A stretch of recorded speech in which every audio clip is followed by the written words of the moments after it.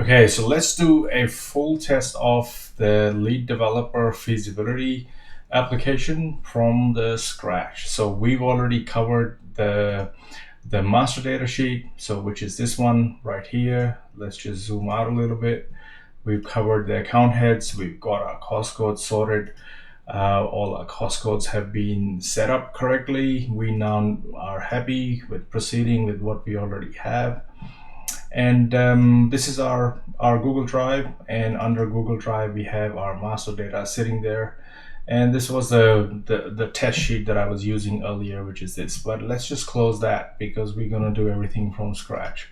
So we're gonna leave that. We can close this, but I'd like to keep it open to show you things that can change or would change if I was to go back and make changes in them in the master data. But normally when you are done with your lead developer master data, you just close that sheet and you don't ever have to open that sheet again. So let's say you are in your blank sheet, you can create a new blank sheet, but it does the same thing. It doesn't really make a difference. So you can go in there, you can go to lead developer feasibility suite and select lead developer, and it will open the sidebar for you. And in the sidebar, you will notice that you get your lead developer master flow. So if I clicked on it, it would do nothing. It'll just open the Google Drive for me and show me where that sheet is actually sitting. Now, I don't have to keep this test sheet over here. I can actually, basically just drag it and,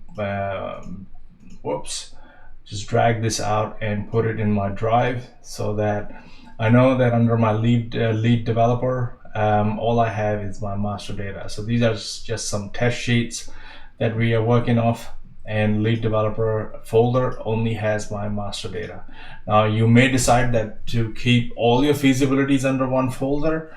I have no problem with that, but that can cause human error because you might have lots of feasibilities after a while, and then suddenly when you're looking for your master data, you're going through a whole heap of feasibilities that you've done on different projects that that may have gone ahead or may not have gone ahead. So it is better that you create project folders if you're doing a feasibility for that project. So I usually run all these things via a project folder. So as a best practice, I would say, let me just close that, that you keep only your master data in your lead developer folder. That way you know that this is where I have to go to, and the only sheet that you're looking for over there is your lead developer sheet. So let's come back here and let's just click on new project. So we'll just wait for it to create a new project. This sheet will not really do anything because it creates a separate sheet and you can go and rename that sheet.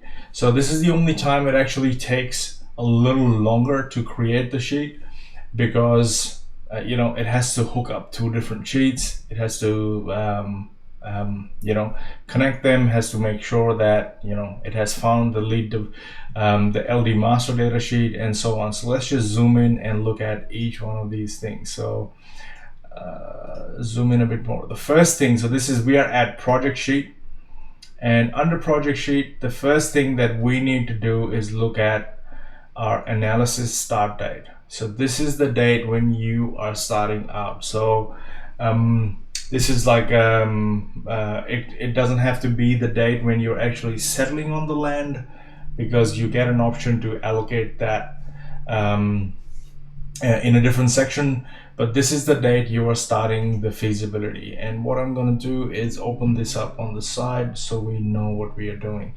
So once you've got this thing running, you'll see that the sidebar automatically changes depending upon where you launched your lead developer feasibility suite. So if you were in your master data, this would look like this. If you were in a blank sheet, it will look like this. If this is the first time you are launching, all it will show is a button that says create master, like one of the first videos that we did.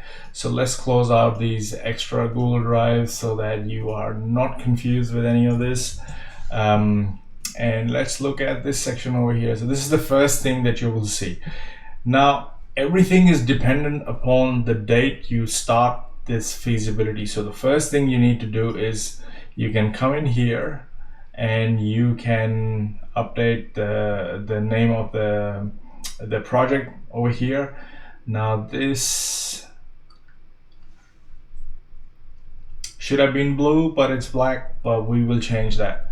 So over here, if I was to come in and put in 447 MS, one of the projects that I'm involved in at the moment, and I select the date.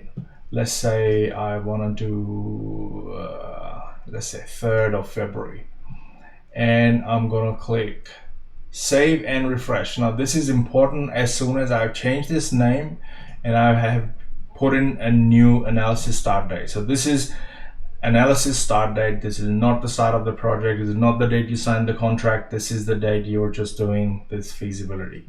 So when I click on that, I have to click on save and refresh. The reason is that it populates all the different dates from this point onwards, and because we use those dates for different things, we need to change these dates and click on save and refresh. So save and refresh is your friend. Anytime you've changed some details or whatever and you want to see what the impact is, you click on save and refresh. So what it's going to do is going to redo all the calculation based on the new data that you put in, input into your blue cells, and do the calculation one more time. So once you're done, even at the view map sections, if you clicked on it, it'll take you to Google Maps and show you where your address is with respect to the project. So there's just an extra thing that's in there. So now you'll see that already my tax name, whatever name I gave in my master data over here. So let's keep an eye on this.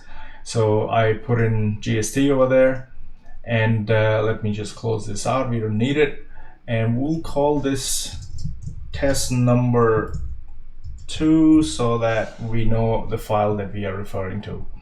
So over here you'll see that you've got your GST, you've got the tax rate, whatever you had, and unit of measurement. Accidentally I've got square feet selected, and I've got margin scheme, yes and no, but I don't want square feet over here. I want it to be meter square. So I can go in here, select meter square if I wanted to.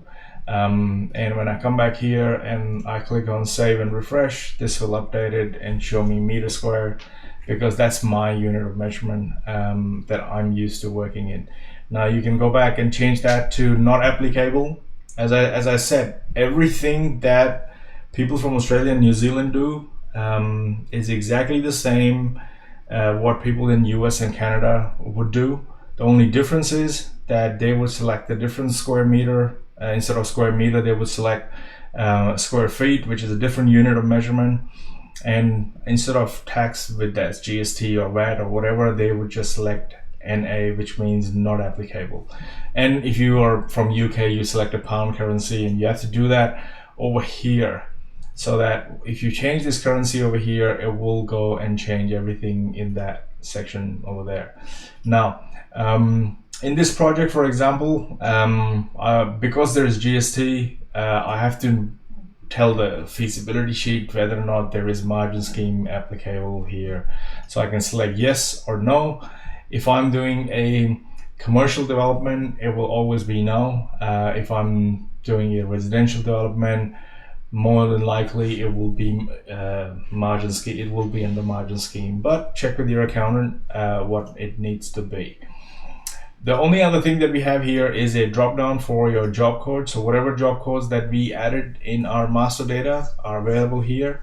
They have no implication to it, but it's a good habit, because in future, if you ever used Lead Developer Plus, you'll be able to just select that and get all your transactions in for that particular project. So let's say I'll just leave that at 435 at the moment. Actually it's 447, so let's change that to 447 for the time being. So that's pretty much it. So this is tax and your unit of measurement, and we'll look at land finance and land loan refinance in the next video.